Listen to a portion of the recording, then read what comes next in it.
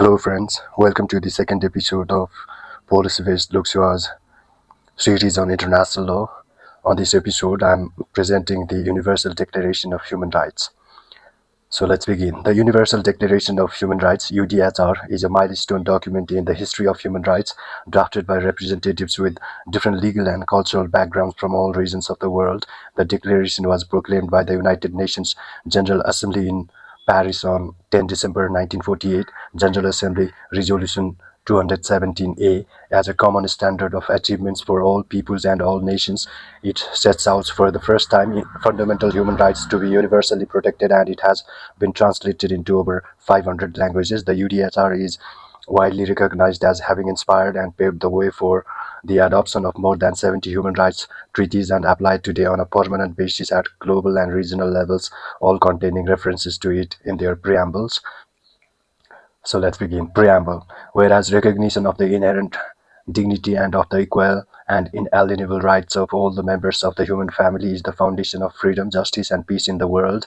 Whereas disregard and contempt for human rights have resulted in barbarous acts which have outraged the conscience of mankind, and the advent of a world in which human beings shall enjoy freedom of speech and belief and freedom from fear and want has been proclaimed as the highest aspiration of the common people, whereas it is essential, if a man is not to be compelled to have recourse as the last resort to rebellion against tyranny and oppression, that human rights should be protected by the rule of law, whereas it is essential to promote the development of friendly relations between nations, whereas the peoples of the United Nations have in the Charter reaffirmed their faith in fundamental human rights, in the dignity and worth of human person, and in the equal rights of men and women, and have determined to promote social progress and better standards of life in larger freedom, whereas member states have pledged themselves to achieve, in cooperation with the United Nations, the promotion of universal respect and observance of human rights and fundamental freedoms, whereas a common understanding of these rights and freedoms is of the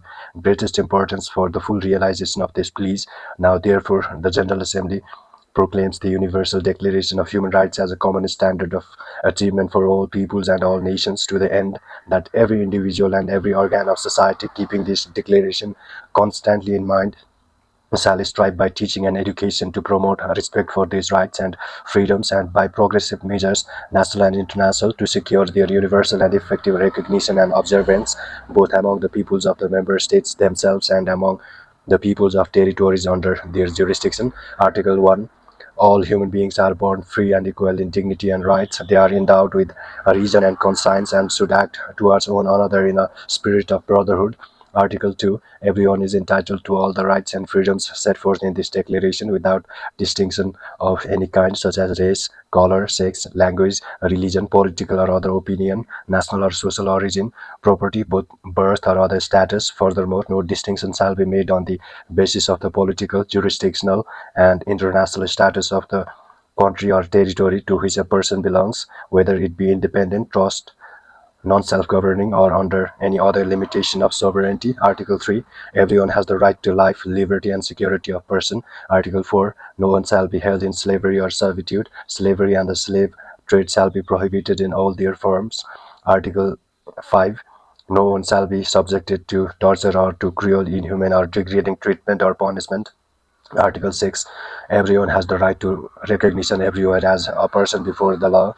Article 7. All are equal before the law and are entitled without any discrimination to equal protection of the law. All are entitled to equal protection against any discrimination in violation of this declaration and against any incitement to such discrimination. Article 8. Everyone has the right to an effective remedy by the competent national tribunals for acts violating the fundamental rights granted him by the Constitution or by law.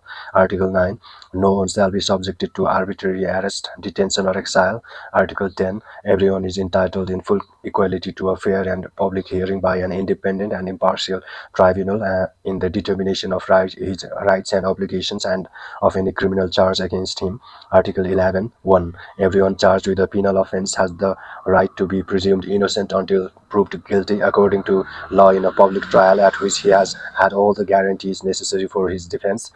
2. No one shall be held guilty of any penal offences of on account of any act or omission which did not constitute a penal offence under national or international law at the time when it was committed, nor shall a heavier penalty be imposed than the one that was applicable at the time the penal offence was committed. Article 12.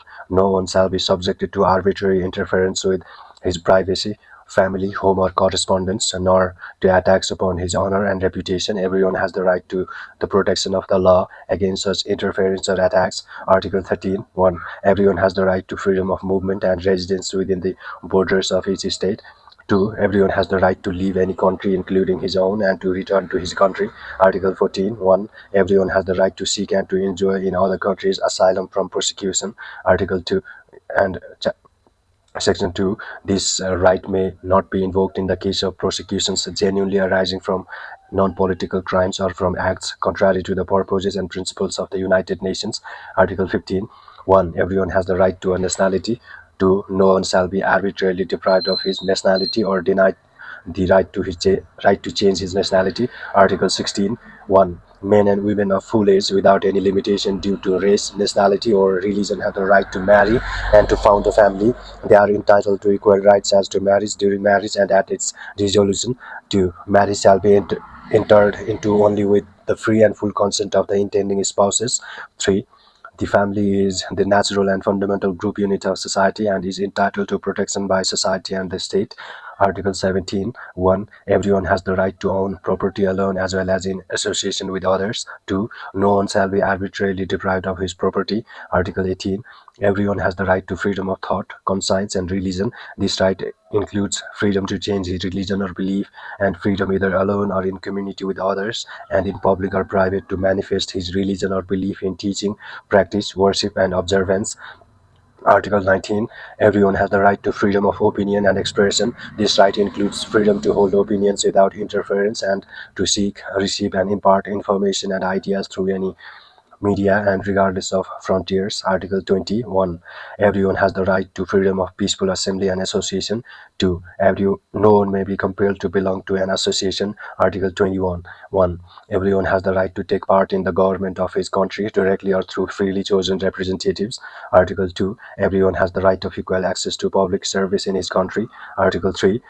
The will of the people shall be the basis of the authority of government, and this will shall be expressed in periodic and genuine elections, which shall be by universal and equal suffrage, and shall be held by secret vote or by equivalent free voting procedures. Article 22. Everyone as a member of society has the right to social security and is entitled to realization through national effort and international cooperation and in accordance with the organization and resources of each state of the economic, social, and cultural rights indispensable for his dignity and the free development of his personality. Article 23. 1. Everyone has the right to work, to free choice of employment, to just and favorable conditions of work, and to protection against unemployment. 2. Everyone without any discrimination has the right to equal pay of equal work. 3. Everyone who works has the right to just and favorable remuneration, ensuring for himself and his family an existence worthy of human dignity and supplemented if necessary by other means of social protection. 4. Everyone has the right to form and do, uh, Everyone has the right to form and to join trade unions for the protection of his interests. Article 24. Everyone has the right to rest and leisure, including reasonable limitation of working hours and periodic holidays with pay. Article 25. 1. Everyone has the right to a standard of living adequate for the health and well-being of himself and of his family, including food, clothing, housing, and medical care and necessary social services, and the right to security in the event of unemployment, sickness, disability, widowhood, old age, or other lack of livelihood in circumstances beyond his control. 2. Motherhood and childhood are entitled to special care and assistance. All children, whether born in or out of wedlock, shall enjoy the same social protection. Article 26. 1. Everyone has the right to education. Education shall be free, at least in the elementary and fundamental stages. Elementary education shall be compulsory. Technical and professional education shall be made generally available, and higher education shall be equally accessible to all on the basis of merit. 2. Education shall be directed to the full development of the human personality and to the strengthening of respect for human rights and fundamental freedoms. It shall promote understanding, tolerance, and friendship among all nations, racial or religious groups, and shall further the activities of the United Nations for the maintenance of peace. 3. Parents have a prior right to choose the kind of education that shall be given to their children. Article 27. 1. Everyone has the right freely to participate in the cultural life of the community, to enjoy the arts, and to share in scientific advancement and its benefits. 2. Everyone has the right to the protection of moral and material interests resulting from any scientific, literary, or artistic production of which he is the author. Article 28. Everyone is entitled to a social and international order in which the rights and freedoms set forth in this declaration can be fully realized. Article 29. 1. Everyone has the duties to the community in which alone the free and full development of his personality is possible.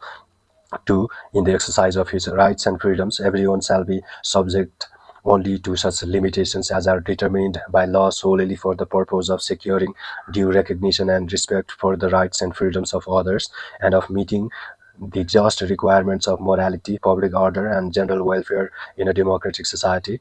3. These rights and freedoms may in no case be exercised contrary to the purposes and principles of the United Nations. Article 30. Nothing in this declaration may be interpreted as implying for any state, group, or person any right to engage in any activity or to perform any act aimed at the destruction of any of the rights and freedoms set forth herein. So this was the end of the Universal Declaration of Human Rights. So this is all for this episode. We'll meet on the next episode of International Law series. So goodbye till then. Please do like, share, and subscribe this channel. Goodbye.